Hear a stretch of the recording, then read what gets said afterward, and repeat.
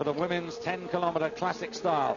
2 laps of 5 kilometers on the west course, and the favorite, of course, Bente Skåre for Norway, looking for her second gold of the championships. But this is a 10-kilometer time trial. It's not a mass start, and we're almost ready to go with Magda Genuine of Italy in the start gate. David Goldstrom together with United States sprinter Torren Cruz on what should be another golden day for Bente.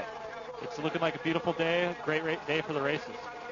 The red group starting today as group number 4, which means that the best, or the first I should say, of the red group, who it happens to be Marit Rodseth of Norway, well, she's due to start in just about 20 minutes from now. But we've got a lot of good racers who may well actually figure fairly highly in this race. Not least because we've got 1 or 2 absentees, some because of flu, unfortunately.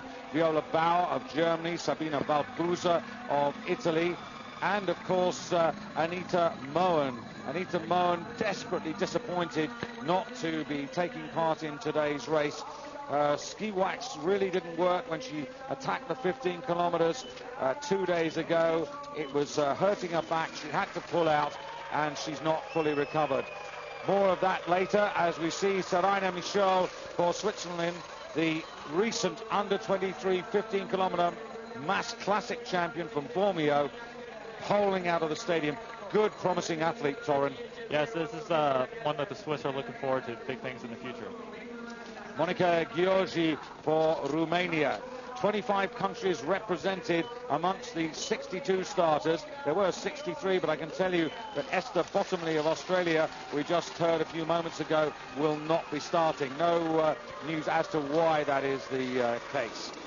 But Torren, as the early starters go out here, very different the approach between racing in mass start and racing a time trial.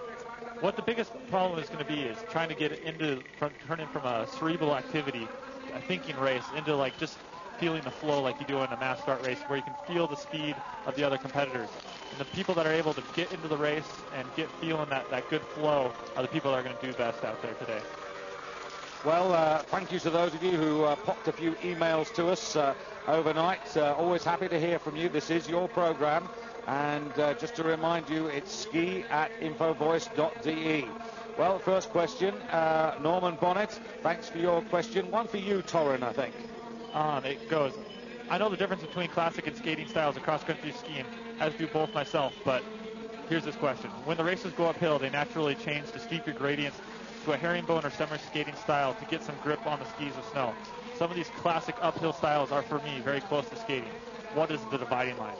The dividing line comes down to the herringbone looks a little bit like a V1 classic technique, but you can't get any glide. You just have to set the ski down and set the wax and not get any extra glide.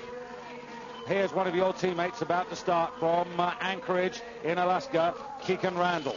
An excellent runner. She came over from a running and skiing background.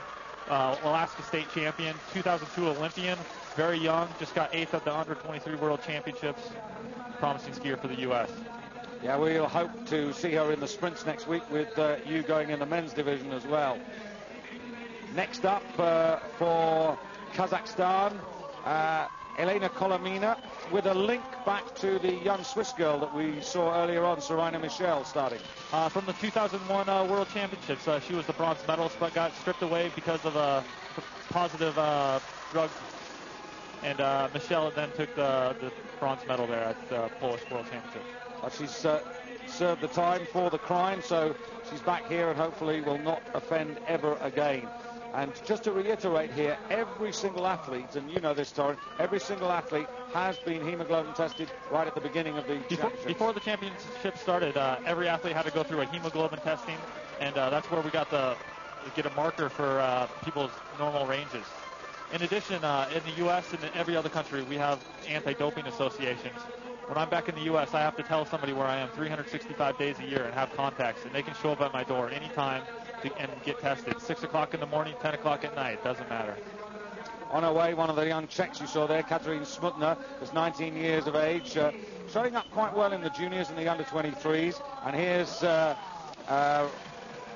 Marina Lashka-Denisova 21 years of age.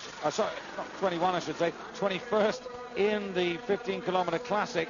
And at the 10-kilometer point, she was about 1 minute and 43 seconds behind Bentascari. We've got that as a little guide, although it is only a guide, because obviously in the 15-kilometer race at 10,000 meters, they weren't full out at that particular point. One or two more emails. An email from Per Gregers, who I gather you're a Norwegian living in London. Glad you're enjoying the show. Stay with us as much as you can, even if you're snooting away from the boss and not doing your job. But hopefully you can enjoy the action live with us here on Eurosport.